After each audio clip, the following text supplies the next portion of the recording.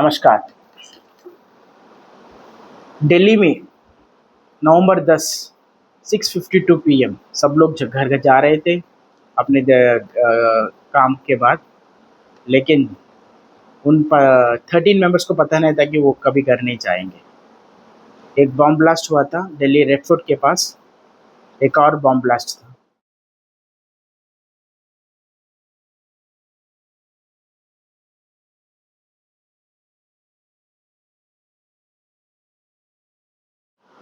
उसने इंडियन की सिक्योरिटी पे बहुत बड़ा क्वेश्चन मार्क क्रिएट किया है। उसके बारे में आज हम बात करेंगे। Politically correct, tonight is not the night to be a fence sitter. Tonight is not a night to drown yourself in the grays. Tonight is the night to call out black and white. Tonight is the night to ask the tough questions. Why is the Modi government still not naming Pakistan? Did we falter at the very end of being just about to unravel the big terror plot? Are we as a nation getting so woke that we are not able to call out Islamist terrorism? I come to you tonight with the real questions no other channel will ask. Did the agencies falter at the last minute? Did the security agencies falter in the last leg of what could have been a very successful anti-terrorist operation? जब bomb blast हुआ था तब पता नहीं था कि वो कौन सा बॉम्ब है। इट वॉज एयरली स्टेजेस था। वो है ammonium nitrate. Ammonium nitrate is easily available, urea के लिए यूज़ करते हैं, इसलिए उसे यूज़ किया था। वो 2 किलो का था, वो फटा और ब्लास्ट हुआ था। Come. And that is that this blast happened in a slow-moving vehicle which was approaching the red light. So this appears to have been a very well-considered explosion. When you're at a red light, you are in the Chandni Chowk area, you are outside the metro station, and you are there at 6:55 p.m., which is peak traffic in November. Right? Peak traffic, which means it's been designed to cause maximum damage. And ladies and gentlemen, I want to make everyone remember again that 24 hours back, less than 24 hours back, 2,563 kilograms of explosive were seized from a second house in Faridabad, which means this was a very major terror network here. पर क्या सिर्फ ये blast हुआ है या ये trigger किया है या कुछ सडन से पैनिक में आके उन्होंने किया है, उसके बारे में हम इस वीडियो में बात करेंगे। आज तक किसी आउटसाइड मिलिट्री और जम्मू एंड कश्मीर के बाद, मिलिट्री या पंजाब या जम्मू एंड कश्मीर में ही बॉम्ब टेररिस्ट अटैक होता था। For the first time 11 years के बाद दिल्ली पे एक टेरर अटैक हुआ, that to Delhi. They have chosen Delhi. नवंबर 5 होगा। कैलकुलेट करके ये वीडियो मैंने पोस्टपोन किया था मुझे, क्योंकि बहुत कुछ इन्वेस्टिगेशन आने वाला है। वैसे मैंने सोचा था वैसे ही हो रहा है। पहले 10 दिन तो बहुत कुछ आया था, अनएक्सपेक्टेड थिंग्स, उसके बारे में हम बात करेंगे। पहले इन्वेस्टिगेशन बता रहे थे कि दी टेररिस्ट, दो टेररिस्ट का नाम है उमर महमूद शाहिद और सहीद। उसमें एक लेडी डॉक्टर भी है। बहुत गौर और कुछ लोगों को बहुत ही शॉकिंग हुआ, मेरे लिए नहीं तो नहीं है, क्योंकि Islam is now become so dangerous. This may think so Islamophobia or kind of a very hardline mission. No, वो सब बकवास है। All Muslims are not terrorists, but stop mollycoddling these sentiments in the hope that education will do the job. Crack down on the hammers the way Uttar Pradesh is doing, rightly so.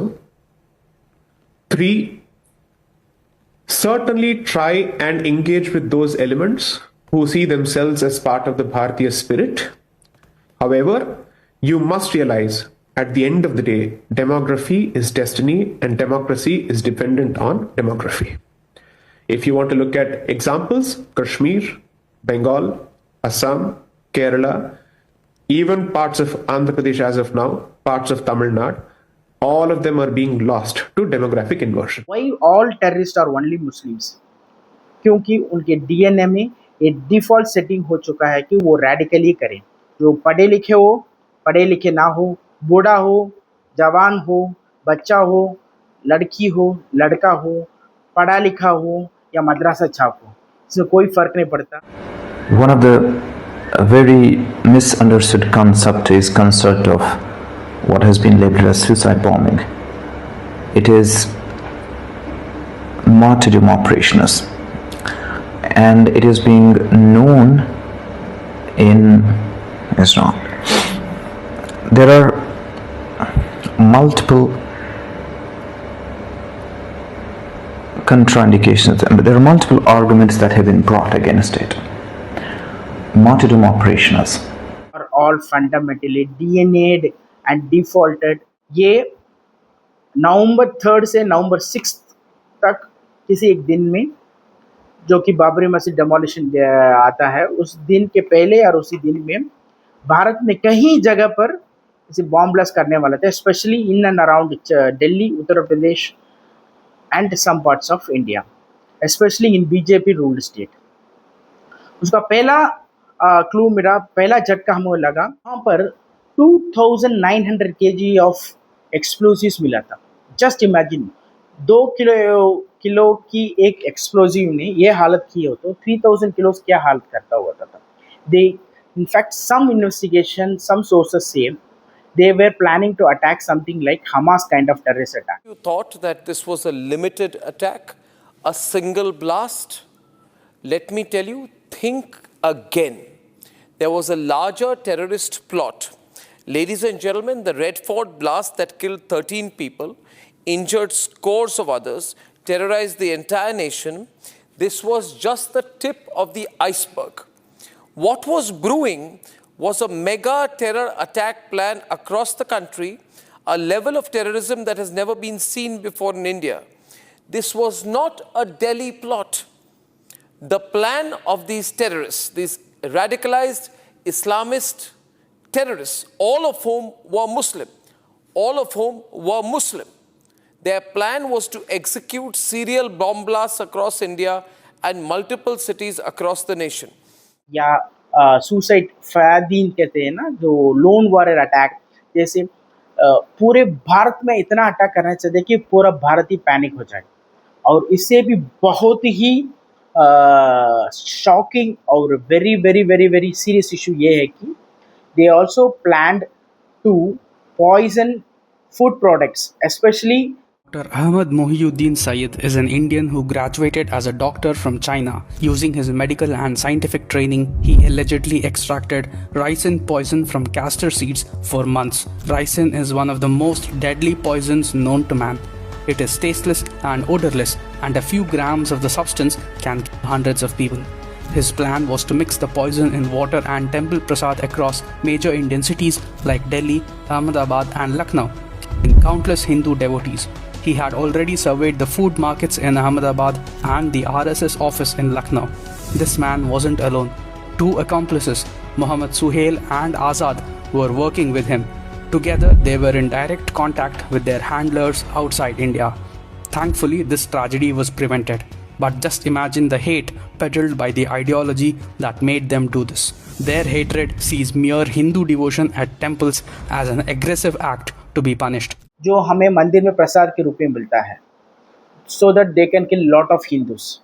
और आप कहते हैं कि हम लोग Islamophobia है। ये Islamophobia होने के ये क्या है फिर? What kind of people are they जो दूसरे धर्म को मानते हैं? वह बम धमाका कोई अचानक से होने वाली घटना नहीं है, बल्कि ये सब कुछ एक योजनाबद्ध तरीके से हो रहा है। और ये समझने के लिए आपको पीएफआई का vision document India 2047 toward rule of Islam पढ़ना होगा। इसमें 4 स्टेज बताई गई है कि कैसे भारत को 2047 तक एक इस्लामिक राष्ट्र बनाया जाए, जिसमें पहली स्टेज है सतत। हमारे देश में नहीं, पूरे दुनिया में कहाँ भी देखो यही करते हैं वो लोग, right from US, Europe, anywhere, and also in Muslim countries. वो एक दूसरे से मारते हैं, सुन्नी शिया की तरफ से। इसे एक वाइट कॉलर टेररिस्ट का गड्ढा हरियाणा के एक अल्फरादुन्नसी, वहाँ से डॉक्टर आए थे। इन्वेस्टिगेशन में पता चला कि exactly on Now, from our sources, what we're getting to know is a major conspiracy was being hatched in room number 13 of building number 17 at Al Falah University. As part of the plan, a large quantity of explosives had been purchased with the aim of preparing 32 vehicles, 32 cars for attacks and causing widespread devastation. The case, of course, is under investigation. November 13 to 14 पे हमें पता चला कि almost 20 doctors were on the radar and they जो लोग इसी terrorist attack को अंजाम दे रहे थे they were on a group and वो सब गायब हो गए थे once they hit the terrorist they have been tracing out. एक पहला था नवंबर 11 को मोदी जी ने भूटान गया था, उनकी यात्रा थी ऑलरेडी फिक्स थी, उन्होंने उसे पोस्टपोन न किया था, kind of giving an message to the world that we are very very calculated and we will not surrender to terrorism। उन्होंने भूटान में जाके कहा था कि आज मैं यहाँ बहुत भारी मन से आया हूँ। कल शाम दिल्ली में हुई भयावह घटना ने सभी के मन को व्यथित कर दिया है। जो वो सोच भी वैसे ही वो हर एक टेरर के अटैक पे बातें हैं कि वो दुनिया में कहाँ पर भी हो, वो उन्होंने ये नहीं कहा दुनिया में कहाँ पर भी हो सबको ढूंढेंगे, सबको ढूंढ के we will hunt them down like Mossad. Specially from Qatar and Turkey से भी इनके हैंडलर्स मिले हैं, सपोर्ट मिला है। The Red Fort blast, it was only the surface. Investigators have traced the chain from Dr. Adil Rathar to his brother Dr. Muzaffar Rathar, who is in direct touch with a Pakistani handler operating from Afghanistan. There was a meeting in Turkey. Republic sources confirmed that Dr. Muzaffar and Dr. Muzammil of the Al Falah University had a meeting in Istanbul where instructions and funding channels were fixed. This was a major operation of certain radicalized Muslims who hate India. Digital evidence exists which shows that Dr. Muzaffar later coordinated the module from Dubai. And Afra Bibi, wife of Masood Azhar's nephew, has connections with terrorist Dr. Shaheen Saeed. This was a pan-India conspiracy. Both assets wise, financial wise. नवंबर 13 की रात को हमारे NIA ने, हमारे arm force ने उस कुत्ते के, उस सुअर के बच्चे की घर जो पुलवामा में थी जम्मू एंड कश्मीर में, दे Hunt him, they destroyed it.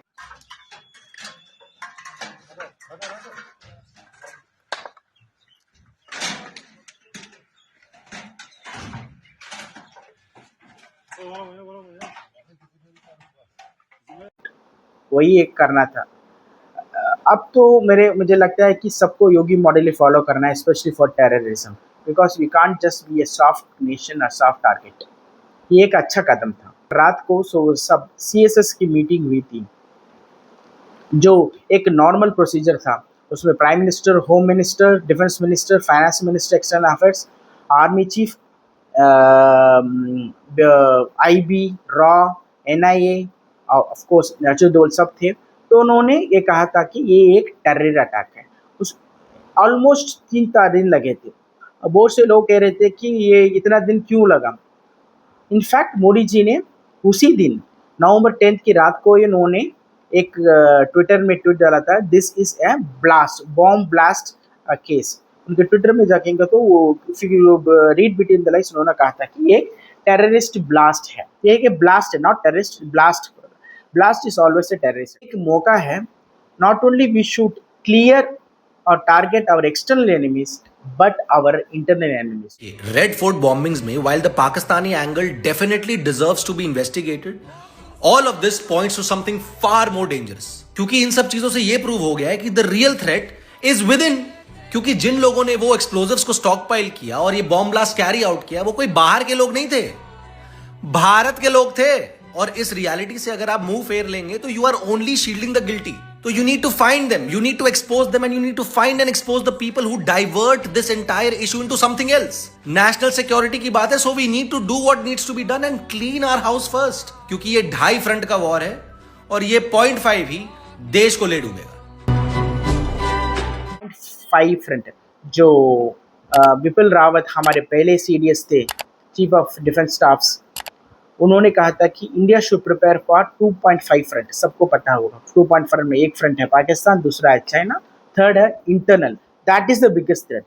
मेरे एक कैलकुलेशन या बहुत से डिफेंस के एनालिस्ट कहते हैं कि बिफोर अटैकिंग पाकिस्तान और टेकिंग ऑन पाकिस्तान, इस बार कुछ 2 नए चीज़ होंगी. एक, पहले इंटरनल डर्ट को, इंटरनल थ्रेट को पहले क्लीन अप करेंगे. They will do it 50% knowingly and 50% under the carpet. And also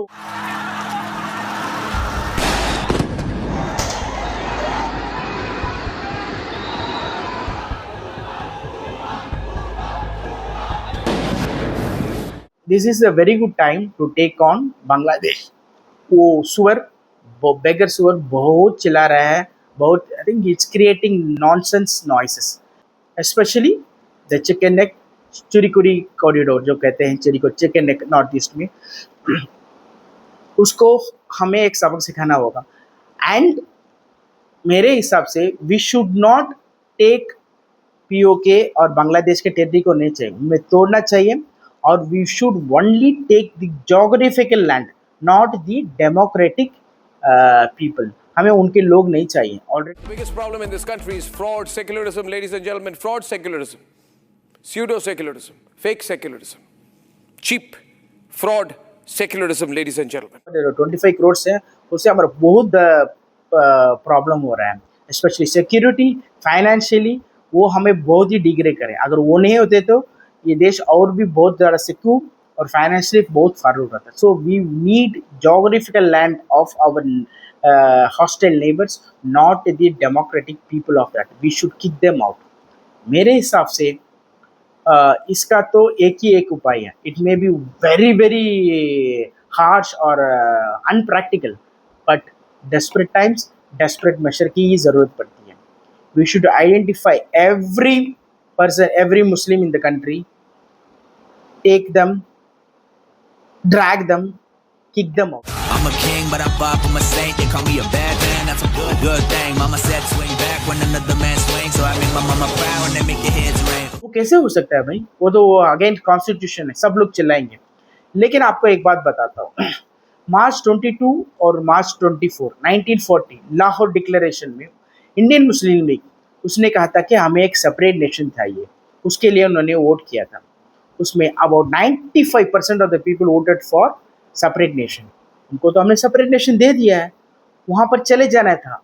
सबसे बड़ी गलती हमें वहाँ पर हुई कि हमने 4-5% मुस्लिम्स को यहाँ पर 1947 पे हमने यहाँ पर रहने के लिए अलाउ किया था. अगर वो नहीं होता ना तो आज हमारा देश कुछ और होता. उसका खामियाजा हम आज भोग रहे हैं. वो 4 करोड़ आज 25 करोड़ हो गया है 75 ईयर्स में. मुंह तोड़ने के लिए मुट्ठी बंद करना जरूरी है.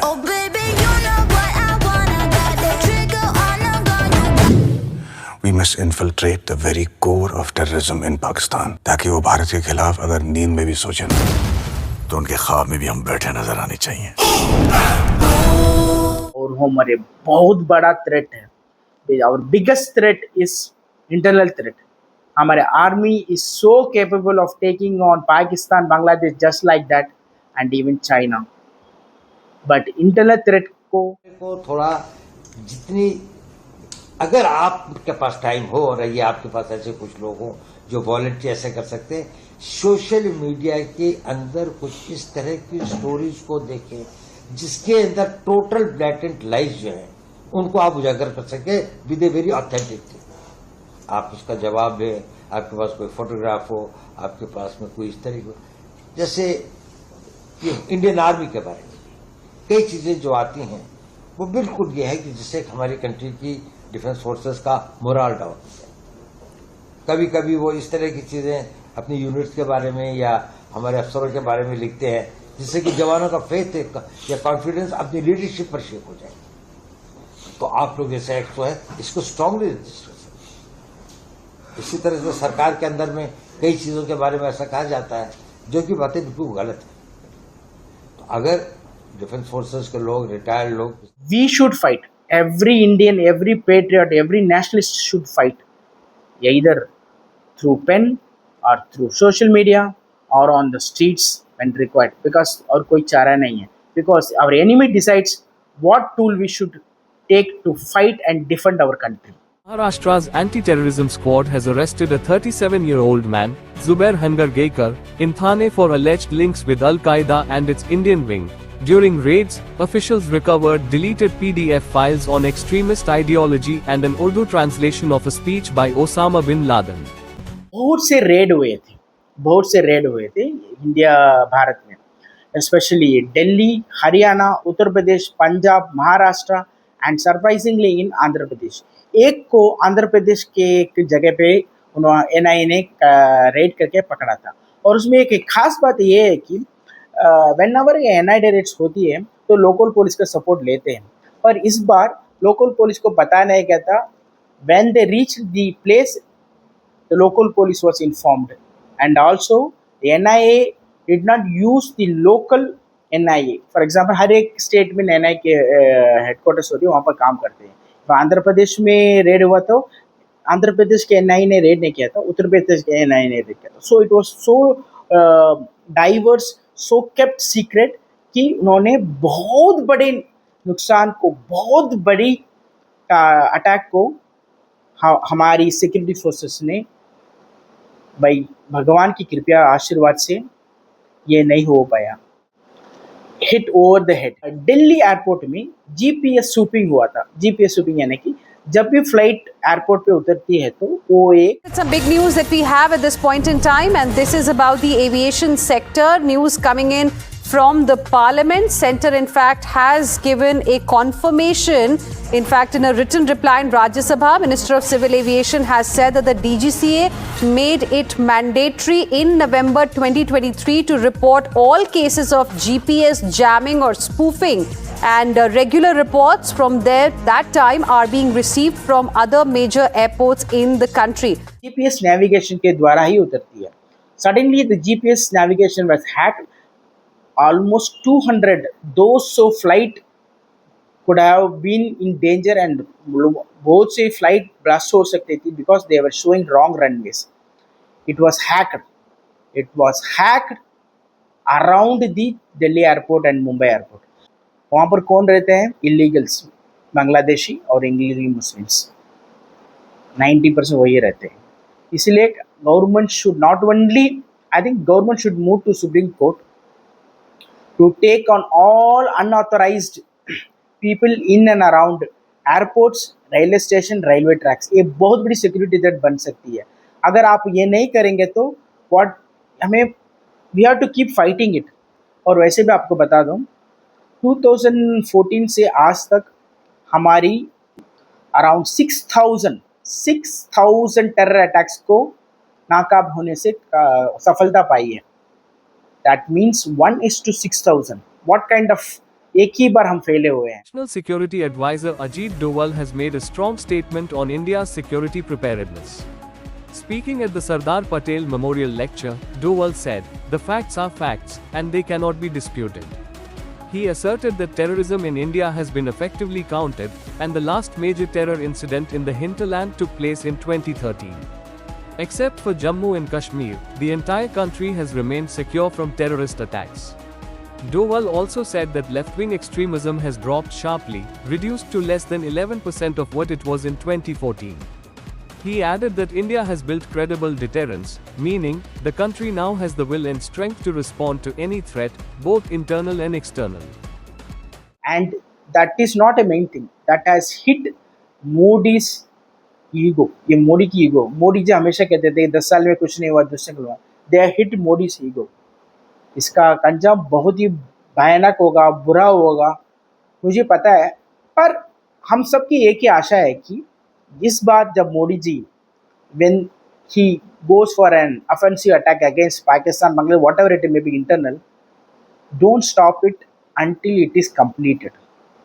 November 16th, को मैंने कहा था कि बांग्लादेश को हमें सबक सिखाना पड़ेगा। नवंबर 16 को आप देखेंगे तो हमारी 3 रेजिमेंट्स यहाँ पर बिहार, असम और वेस्ट बंगाल ने हमारी 3 रेजिमेंट्स को नए डिप्लॉय किया है near the chicken neck Siliguri corridor के पास। किसके लिए किया है सबको पता है। लॉट ऑफ पीपल और डिफेंस पीपल आर सेइंग ये एक ऑफेंसिव अप्रोच हो सकता है to take cut off total हमारे चिकन नेक को बड़ा नेक करने का, वाइडर करने का। 17 को हमारे आर्मी चीफ वो एक देश पूरी तैयारी के साथ है और इस पर वो संयम नहीं रखेगा जो सिंदूर 1.0 में हमने संयम रखा। इस बार हम आगे की कार्रवाई करेंगे और कुछ ऐसी कार्रवाई करेंगे कि हो सकता है पाकिस्तान को सोचना पड़े कि उसे इतिहास में भूगोल में रहना है कि नहीं रहना। अगर उसे भूगोल में अपनी जगह बनानी है तो उसके लिए उसे जो स्टेट स्पॉन्सर टेररिज्म जिसको हम बोलते हैं, यानी कि उसका देश जो टेररिज्म को स्पॉन्सर कर रहा है उसे रोकना पड़ेगा। तो आप अपनी पूरी तैयारी करके रखिए और अगर परवरदिगार चाहेंगे, भगवान चाहेंगे, वाहेगुरु चाहेंगे तो बहुत जल्दी ही आपको मौका मिलेगा। उसके लिए ऑल द बेस्ट। जय हिंद। और अगर हमें पाकिस्तान पर ऑफेंसिव करना है तो कहीं ना कहीं रिवर क्रॉसिंग भी इन्वॉल्व होगी। जब तक पाकिस्तान की लैंड को हम ग्रैब नहीं करेंगे, जब तक पाकिस्तान के लैंड को हम ग्रैब नहीं करेंगे वो नहीं मानेंगे, उनको दर्द नहीं होगा। ये अफगानिस्तान और पाकिस्तान के बीच एक सीज फायर हुआ था कतार में, दोहा में, नवंबर 19 को कि दोनों कंट्री एक सीज फायर अग्रीमेंट में चले जाएंगे। और कॉमर्स मिनिस्टर ने इंडिया का दौरा किया था 19 to 25 to sign a deal for aid and for business purpose. और हमने उनको कहा था कि $100 मिलियन का एड देंगे। क्या हम सिर्फ एड दे रहे हैं या कुछ और दे रहे हैं? उसके बाद 25 तक वो यहाँ पर ठहरे थे और 27 को हमारी एक प्लेन ने अफगानिस्तान काबुल में लैंड किया था। उसके अगले दिन अफगानिस्तान के एक ऑफिशियल ट्विटर हैंडल से एक पोस्ट निकला था कि Afghanistan has drone capability to fight in a war. पता नहीं कौन सा एड इंडिया ने बेचा था। पाकिस्तान बहुत ही डर गया था। पाकिस्तान वॉज सो फ्राइटेंड, उसने क्या किया, एक फॉल्स फ्लैग ऑपरेशन किया था पेशावर और इस्लामाबाद में उन्होंने एक अपने कोर्ट के बाहर एक सुसाइड बॉम्ब करके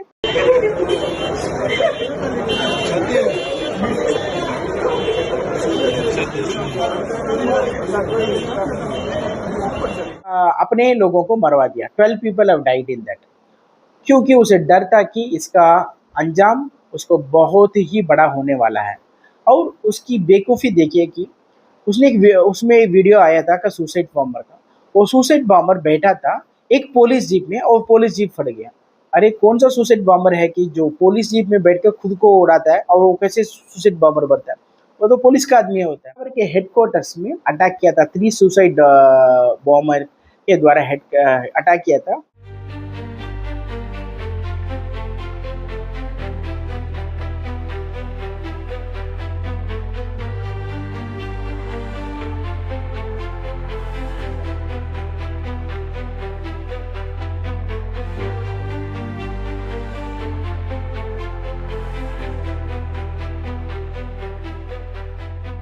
उसके बाद क्योंकि पाकिस्तान ने उससे 2 दिन पहले अगेन एयर स्ट्राइक किया था, उसमें 9 बच्चे मर गए थे।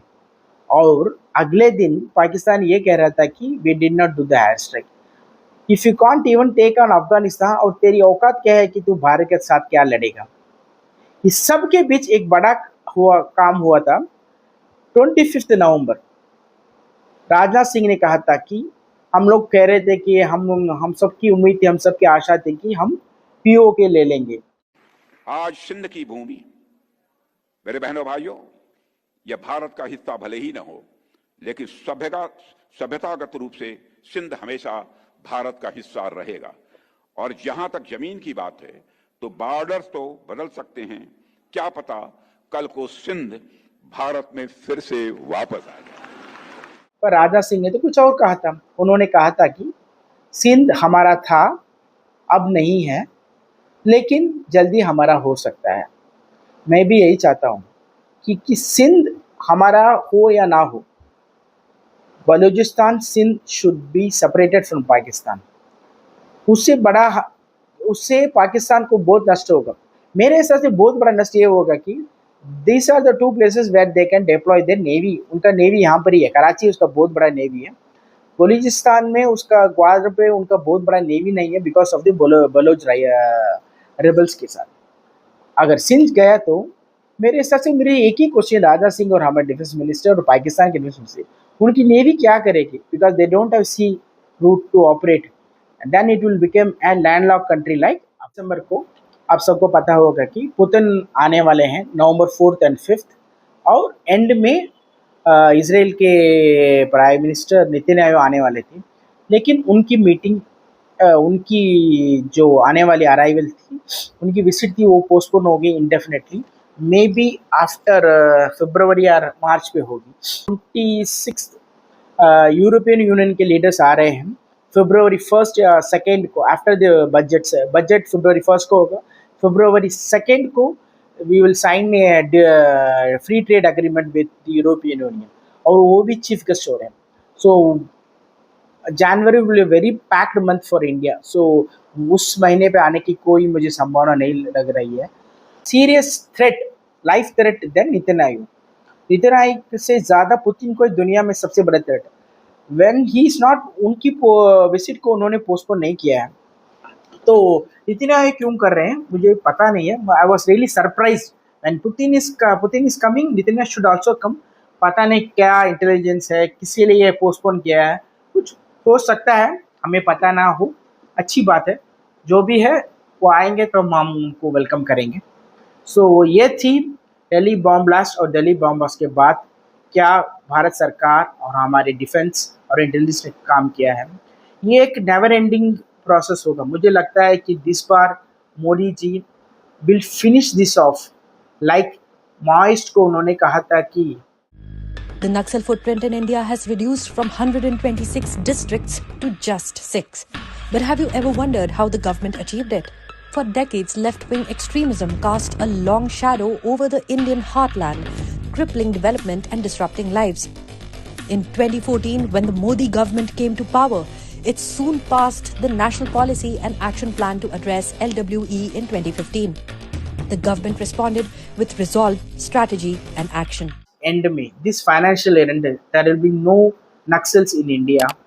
हमें भी इंटरनल थ्रेट के लिए, internal threat specially Islamic internal threat के लिए भी एक डेट फिक्स करना पड़ेगा। उस डेट फिक्स करने के लिए भी we can not attain that, क्योंकि प्रॉब्लम ये है कि they are everywhere and until we throw them out there will be no peace. ये कैंसर है, कैंसर को डायग्नोस करके उसको निकालना पड़ता है। उसको मेडिसिन से क्योर कभी नहीं कर सकते। You can't keep it, may be you can keep them control करके रख सकते हैं, that is not going to work for longer time. For India's progress and peace, these people, not only those particular community, Muslim community, people who support them, they are even more dangerous. उनको भी बाहर करना पड़ेगा या उसके लिए कुछ उपाय करना ही पड़ेगा। Already lot of things are, बहुत से काम हो रहा है। असम, बंगाल, बहुत जगह काम, SIR से इलीगल्स भाग रहे हैं।